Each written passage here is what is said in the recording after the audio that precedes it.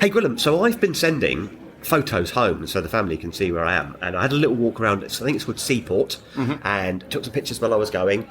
And after I'd sent them, I had already thought this myself. I thought, looks a little bit like Portsmouth. And my oldest daughter said, Dad, she said, you've kidded us, haven't you? You've not really travelled. You've not really flown for 12 hours, 7,000 miles. You're actually in Southsea. There you go. So I was describing it as real recently. Now you're saying it's Portsmouth. It's Portsmouth, yeah. I'll tell you what, that aircraft carrier is astonishing. Right? Yeah, Midway. Yeah. It's got lots of aircraft on it. Yeah, I don't think they're not working as far as I hadn't had you down. You surprised me. I hadn't had you down as an aircraft spotter. It was well, quite it's impressive. because when I was a kid, I think I was telling you, when I was a kid, lived in Hong Kong, the aircraft carriers used to come and park around the back of Hong Kong Island. Yeah. I could see it out my window. And there was that was in the early 80s, and so they all had the Phantom F4s on them or something. Or, I don't know, amazing. Did you ever go on? Right? Not on an aircraft carrier. Because, so in Portsmouth, we had this thing, and it just shows how the world's changed, because they wouldn't let you anywhere near one now. But the big American carriers used to come in. I remember the Gordon Canal came in, and Portsmouth Harbour is deep enough for it to enter. And then American sailors would ferry you over there in little boats. So as young teenagers that you could go and wander around this big aircraft carrier. And it just wouldn't happen now. I mean, I'm loving this booth. Can you imagine if this booth was on the aircraft carrier? Oh, yeah, could only be better, couldn't it, if we were in a Perspex box on an aircraft carrier. Lee Davis and Gwilym Roberts are the two IPs in a pod, and you are listening to a podcast on intellectual property brought to you by the Chartered Institute of Patent Attorneys.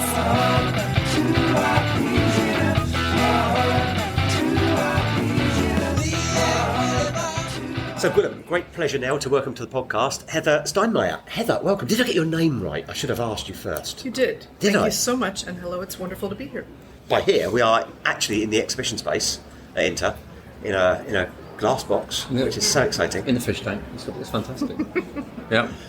So, can we start off by you perhaps giving us a little bit of back history? Can you tell us a wee bit about you, how you came to do what you do at INTA? Sure, absolutely.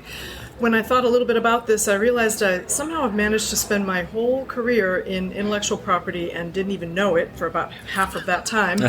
I started working in publishing in New York in the 80s, and then eventually moved down to law school and practiced law in both a corporate practice and a private practice. But when I look back, I think about that time in publishing and the exposure it gave me to content creators and the dynamics with authors and their rights that so perfectly has dovetailed with what I later ended up doing in the law. So that part of my career I never really considered to be IP until I started to think about it more and realized how influential it probably was in that journey for me. And then after working in a corporate environment for quite a long time, again as a practicing lawyer, I eventually made the transition 2 years ago to working for INTA as Chief Policy Officer. Throughout my time as a practicing lawyer, I volunteered at INTA. Right. So I was on various committees, I served as one of its officers, I was the president in 2010, and so had that exposure throughout, and grew to love the work very much. And so it was an exciting opportunity for me when the chance came along to work for the company directly. So I've got some questions, Gwilym, if that's all right. I know you've been writing notes, so I know you've got questions. Well, actually, I wrote down police officer and I had to replace it with policy officer. I got it right in the end. So, a couple of questions. What area of publishing were you in? Legal and technical. Okay. So my other question was, it's quite unusual for some, in my experience, certainly in membership bodies in the UK, it's quite unusual for someone to have held an office like president of an association and then go to work for it. How did you find that? Because you know all the secrets. You do know all the secrets. Absolutely. I think it's just ongoing engagement, meaning, not only did I serve as president, I continued to be on project teams and task forces, and, I think hopefully along the way demonstrated that I can bring something to the table in the area of policy development, and so when the job opened up, it was an opportunity for me. Wow, amazing. And what areas of policy are you focusing on? Gee golly, there are just so many, to be very honest. We have 21 policy committees within the advocacy space focused on all different forms of intellectual property, not only trademarks, but copyrights, designs, trade secrets, geographical indications, the list goes on. We also have a heavy focus on enforcement, which can mean anti-counterfeiting work. Yeah. It can also mean enforcement before courts and administrative bodies, filing amicus briefs, and engaging directly in court interventions. We also have a huge interest in AI. I think, you can't have any conversation in IP right now without that topic coming up in some way. And of our 21 committees, 18 of them are working on something related to AI. Wow. There are so many issues we could go on, but that maybe gives you a flavor of some of the areas that we operate in. We also focus, if I may add one more thing, on, I would say, threats to IP, not just from a pure enforcement standpoint, but we have one committee focused on what we refer to as brand restrictions, which is legislation which is well intended for perhaps another type of public policy purpose, such as health or environmental or linguistic and cultural protections, but then can have an unintended effect on the way products can be branded and communicated to consumers. And those two things sometimes require some education to legislators about those unintended effects. So we also focus on, I would say, legislative challenges to IP rights. That's well, we know all about unintended effects from various trade agreements, because we'll have this little clause at the back of the agreement that says, oh, and by the way, we don't do patents anymore or something. It's like, guys. So that's interesting. So there's threats. Is it mostly on the branding side, or do you look at the kind of the bigger anti-IP issues that are around? How far do you go with that? Yeah, it's fair. I would say both. You know, so certainly the committee that is focused on brand restrictions is looking at the more specific challenges and issues that we encounter, but we are absolutely aware of what is sometimes referred to as IP backlash, and the need to make sure that as we engage with the world, it is in a way that helps demonstrate the value of intellectual property to jobs creation, to consumer safety, to not being a barrier to innovation, but in fact an enabler of innovation, with the subtext being we want to counter that narrative. But I guess, it always interests me, you've got a huge organisation, you've got many committees looking at big issues of policy. You're going to get a lot of different voices within that. But I guess you guys are quite well represented between the users, the owners of IP, and the people who have to work their way around IP and take it seriously. So I guess, doesn't that balance help in terms of getting policy from both perspectives? Absolutely. And we consider our members to be an extension of our policy team, if you will. They often join us in the dialogues and the conversations. Their voices are frequently the most persuasive ones when we're speaking with legislators. They want to hear directly from business about the impact on business of the laws and regulations, and practices, if it's an intellectual property office, that they are putting forward. They really want to understand that, and having those various voices within our communities enables us to respond to that need and help shape where policy goes as a result. Those legislators you're talking to, the actual implementers of policy, is that mostly in the US, global? Who do you talk to? Who listens to you? Global, absolutely. Cool. So we have representative offices on in all major regions around the world, but we also so we engage. I'm mucking that one up. Keep going, we like it. It makes it real. All right, well, it's highly real in this instance. Let me try this again. So we have our representative offices on a global basis, and they engage on a day-to-day basis with legislators, regulators, intellectual property offices in the regions they represent. But then we also do formal forms of engagement that we refer to as delegations, where we take a specific set of people with a specific set of issues to usually a seat of government in order to engage with the legislators there and help address some of the issues that we see as opportunities. So, for example, maybe 2 weeks ago, Etienne Sanz-Diacero, our CEO, Elizabeth Bradley, our president, and myself, and our Brussels team were all in Brussels on the ground. And we met with members of parliament, we met with DGs at the Commission, we met with IP attachés, we met with Business Europe. So we take our messages out in a very specific and deliberate way in that May as well. And we do that around the world. We have lots of trips lined up for this year. So taking that one as an example, first of all, that's a great group of people that you were meeting there. So you just ticked the list of all the people I think I know about. Did you go with kind of a list of issues? Did you have to have one key issue that drives the visit, or how'd you play that? No, we do have a list, because we meet with a broad spectrum of people, and so their interests vary, and we want to discuss with them what's relevant with them. So, for example, with DG Agri, we discussed geographical indications. Just to give one example, but no, we definitely have a list. A significant issue for us in this last round is anti-counterfeiting. It's always probably the number one topic for our membership of interest and concern. It touches so many businesses and the companies that work with those businesses from an enforcement standpoint. And right now there is a impact policy cycle taking place in the EU, and we want to help ensure that IP crime is included in that policy cycle. It is included in the current policy cycle, which runs through the end of this year, and it's been very successful, but it was iffy about whether it would be included in the policy cycle beginning in 2026. So that was an example of one theme that we brought up over and over again, if you will, with legislators to try to help them understand the significance of the issue. And it was very fortunate that we had our president, Elizabeth Bradley, with us, because she comes from an industry that is heavily impacted by some of these issues in the IP crime space, and she was able to give direct examples of harm to consumers as a result of fake products being put into the market. Legislators really listened to that. Yeah. So it was a very, I think, effective opportunity to send a message like that. We've definitely had some debates about that in the UK and how far IP crime definitions go. Obviously, there are very clear-cut instances where it's wrong, and counterfeiting is always such an obvious problem. Yeah. I think we've seen it though going too far. I think, and in particular things like when you get to more registered rights, like designs and so on, criminalising that kind of thing. It's a really complex area, and the things need to be done to make sure that people don't make bad aeroplane parts and all that kind of thing. Mm-hmm. But that debate is always so nuanced, isn't it? It very much is. There are people on all sides of the issue, with viewpoints from every direction. But I think from our point of view, keeping products out of the hands of consumers that can harm them is the North Star.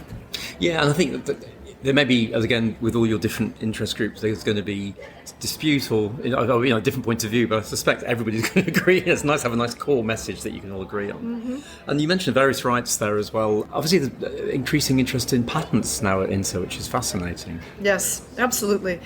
I think, from an inside perspective, it's an extremely logical next step in an evolution that's been taking place for some time. Obviously our name signals our origins and our roots in trademarks, but for a long time we have done more than look at trademarks. We've had committees focus, as I mentioned earlier, on copyrights, trade secrets, designs, other forms of intellectual property, and how they all work together. In fact, there's probably almost no product in the market that isn't actually potentially protectable by more than one form of intellectual property. And what we found was that patents are effectively a missing link for us. And many of the issues that we address now feel like there's a hole in our ability to perhaps address the issue fully and holistically because we have not yet adopted, a point of view on the role of patents with respect to those types of issues. I'll give one example. With trade secrets, when there's a new innovation, there's often a fork in the road moment if you're the innovation owner about how you're going to protect it. Are you going to try to patent it, or are you going to try to protect it with trade secrets? So we have a trade secrets committee, which is capable and working into advice and tools and policy relating to the protection through trade secrets, but we're not really able to fully address that fork in the road. So it's important that we take that on. We also, I think, are always conscious of listening to our members. We take all of our cues from them as a member-driven trade association. And a couple of other things that tell us this is the right direction to go in are that we hear from our members that in the increasingly do more with less environment in which we all work and operate, practitioners need to be able to take on more areas than perhaps are part of their native territory. And so helping them have the tools to understand how to be a leader of a full-fledged IP department, even if your historic practice origins are in copyrights or trademarks, how to manage a patent portfolio and practice in order to have the tools and capabilities to continue to develop and advance in their careers is important. The other thing we hear a lot about from our members is the importance of looking holistically at their portfolios, managing them holistically, their portfolios of intangible assets, I should say. Managing them holistically, looking at all of the forms of intangible assets that comprise those portfolios, which clearly include patents for some of the biggest companies and for startups as well, right? It's how they demonstrate their value to investors in many instances. So we need to have the tools to support our members that also look at IP holistically, including patents. So there are many reasons why we're heading in that direction. Certainly with any innovative company, they need to go through all the rights to make sure they're covered. And the legislation side's quite interesting, isn't it? Because, as you say, there's such overlap. A simple example in my world is there's carve-outs in the Patent Acts for some computer-related stuff. Because at the time they were thinking, well, copyright's got that. And that you've got to look at both of them together, because otherwise they either overlap and gets complicated, or they miss something and something falls between the stools. So that's good. So there's a lot of interest in the patent side of things this year. Are people signing up to all the sessions and everything doing that? Yes, I think so. There's good attendance planned for the patent series. There are 4 sessions there taking place on Tuesday. One of them addresses that very fork in the road issue that I mentioned, and we're also looking at IP dynamics and enforcement and professional development, the other sort of dimension to this that I mentioned. So it's definitely geared for our current membership on their journey to perhaps wanting to understand that space more. And there's a reception for patent practitioners as well, and those who just want to know more about patents. I've already seen quite a few SEPA members here, Gwilym. So yes, it's good to have them here. Walking around. Yeah, so we know there are a fair few UK patent attorneys here. Yep. The enforcement ones are interesting as well, isn't it? It's all these different regimes and... Sorry, not regimes, sounds like a political statement. What I mean is legislative regimes around the world with different approaches and everything. It's certainly one thing that SEPA does a lot, is going around on behalf of its industry members, trying to make sure that we understand enforcement and that it's being implemented, it's a level playing field and things. So again, I guess that's part of your work there. But I guess I'm wondering, you're representing kind of US industry when you do that? Are you representing your global membership? How does it work? Global membership, absolutely. Yeah, we very much want to represent all of our members equally, wherever they may be. And of course, our members are themselves global, so they may be headquartered in Paris, but of course protect their IP in the US if they're multinational companies. So our members themselves are global and require us to respond in that way as well. And I think you touched on something really interesting, which we put under the label of harmonization. And sometimes harmonization, instantly triggers the notion of treaties, but for us it really just means that level playing field, right? The more laws and practices are consistent around the world, the easier and more seamless it is for businesses to do business at a global level. So that is a huge issue for us. And I would say that is one of the underlying themes of all of our policy and advocacy work, is how do we encourage harmonization so that it is easier for businesses to protect and use their valuable intellectual property. I think INTA is obviously a huge name in the trademark sphere in particular. That's kind of, is that what the T stands for? Yes, it is. That's clearly our roots. I was going to come to this actually. We need to help you brainstorm a new name if you're going to have patent. You're not the first to make this suggestion. Yeah. Pinta, Intap. Pinta. Intap. I like Intap. I like Intap. I can't say INTA. How do you do it? INTA. Don't you need a C for copyrights? Work on that. Yeah, that's true. Yeah, we need to work on that as well. Yeah. I've only got silly ones now. No, go on, crack on. All right. I was actually interested in you mentioned the corporate stories. It's always interesting to hear about people's kind of professional background. Are you allowed to say who you were with and what you were doing? Is that out of interest? Yes, I think so. My last company, I worked for a couple, but my most recent company before joining INTA was in the healthcare space. It's called Elevance Health. Mm-hmm. They do healthcare financing, healthcare data, and also some direct delivery of healthcare. And there I was a vice president with responsibility for intellectual property, but also all of the vendor contracting relationships, many of which turn on the creation of intellectual property. So that was actually quite a serendipitous cycle to have. And then also data privacy and data protection, which was a hot topic in healthcare, just to say the least. And very interesting here. INTA has a data committee as well, and even though that's not technically a specific IP right, it is an intangible asset, and we deal in intangible assets. So data rights, data issues, things that impact data protection are all of interest to us. So those areas from my prior stages of my career have all been very useful here.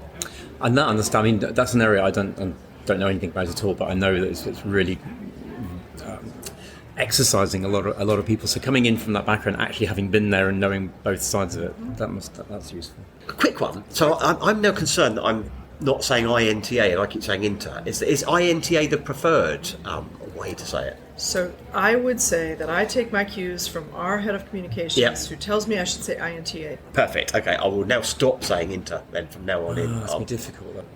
We answer to both. Yeah. Can we talk a little about, because this is it's a big old conference, isn't it? There's a lot of work that goes in. Do you have much involvement in that, in the framing of the conference?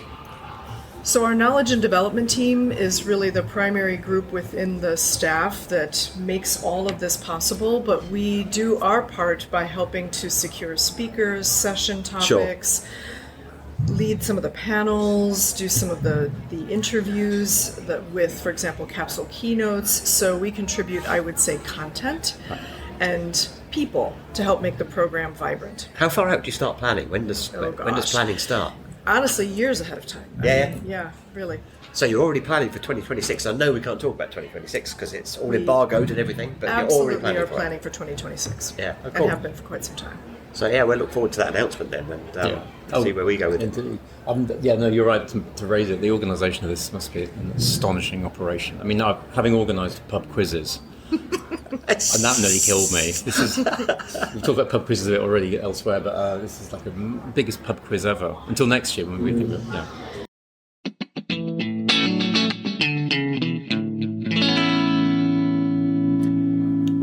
What's big on the future policy radar? What's coming over the hill for you? Well, I mentioned AI earlier, and I would be remiss if I didn't mention again now in answer to that question, because it is left, right, and center in the work that we are doing in so many different ways. We just passed a board resolution yesterday, which may or may not mean much from a process perspective, but what it really means for us is that we are starting to put a stake in the ground, if you will, on what we believe, the right position is on certain foundational issues relating to the relationship of people and AI, and how the role of humans, if you will, in oversight of AI outputs, and also the importance of transparency in the data that is used, both for input and output purposes. A lot depends on certain very foundational things. And we're very interested in the development and utilization and success of AI, frankly. We really see the potential of it. But we also want to make sure that it is developed thoughtfully and with safety of consumers and humans in mind. And with the fact that it is not taking place in isolation, right? AI is being developed in a system that already has a significant ecosystem around rights owners and what is an incentive to innovation, what creates jobs, and what is the right balance to develop this new technology without undermining the benefits of what exists already that it's leveraging in order to be developed. And within that, so one of the big questions that we're asking ourselves, we've asked it at CEPA recently, but I work across, so I have a peer group of chief executives of other membership professional bodies, and they're all quite concerned at the moment about data sovereignty. So we're all getting down and dirty with AI now. We're using it, and then you remember, where does your data live? Who owns it? Is data sovereignty something that's on the radar? Yes, absolutely. I think from our perspective, there's two dimensions to it. There's not only data sovereignty, which is very similar to content ownership, right? Do you need permission to use this data to train and develop your AI? And, should there be some mechanisms or system in place to ensure that? Does that slow down development too much? Does it harm development not to do it? Those dynamics. But I would say another dynamic that we are very interested in is trust, right? I think one of the challenges with AI right now in terms of its usability for many people, it has so much potential, is whether you can trust the outputs, which is why human oversight is still required. But one of the reasons that we don't always trust AI outputs, besides the fact that it hallucinates and its algorithms perhaps still need work, but is that the data it is trained on brings with it things like inherent bias, or it was developed for a different purpose for which it's used for training, so it's not really fit for purpose, and that undermines the trust in the outputs. So we're very interested in trust and transparency. What data was used to train this AI and to inform its outputs? And what does that tell us about how much you can trust what the outputs are? Those are important issues. I find it really, really reassuring that you're coming from a position, AI is happening, it's coming, let's be responsible about how we implement it. Because I think some of the lobbying, not from you guys at all, but some of the lobbying I've seen elsewhere has been, let's try and stop AI. And it's inevitable, but what's more equally also worrying is that if you try and do that, then you won't have the ability to control. It'll still happen, but it'll be developed underground or by worse actors or with less good regulation, as it were, which is when it gets really risky. So I think the approach you guys are saying makes so much sense, doesn't it? That we're embracing it, it's going to happen. Please, can we do it responsibly? Please, can we involve trust and deal with the issues? Let's not deny it's coming, though, because it's coming. Right. The other thing that can happen if you don't sort of deal with those underlying issues of trust and transparency and why the outputs are sometimes not reliable, let's fix that, is that it leads regulators to overregulate. They have the potential to say, well, then we just have to put so many constraints on it to make sure that it's safe, that it slows things down dramatically. So trying to get at those root issues is important for more than one way, for more than one purpose.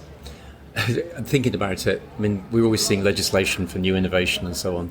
Certainly in the patent world, it then takes 40 years of jurisprudence to actually get it right. But, you've got to start somewhere. Got to start somewhere. You've also got to stop somewhere. We're coming to time, Gwilym. Very good. So Heather, Nice. perhaps a final question. I do like my segue. So I do smooth. like a segue. So smooth. Perhaps a final question is, are you sat there thinking, oh, phew, they didn't ask me that? Or is there anything that you wanted to say that you've not yet had the chance to say?